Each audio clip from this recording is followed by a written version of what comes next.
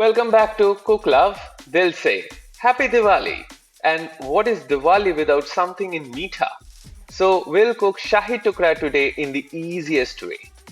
We are adding 4 tablespoons of ghee in a pan, but you can add more if needed to fry fresh white bread slices. We have cleaned the sides already and cut it into half. We'll fry them till they are golden brown. Gently turn them.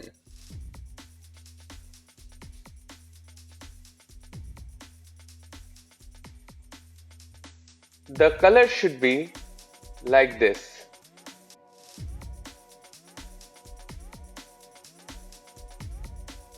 In that same pan, add a cup of milk.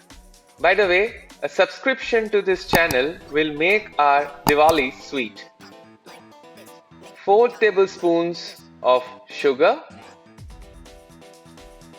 You can use sugar-free over here if you are calorie conscious.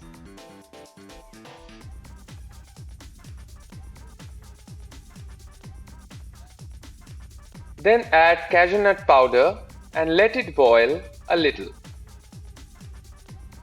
A pinch of cardamom powder.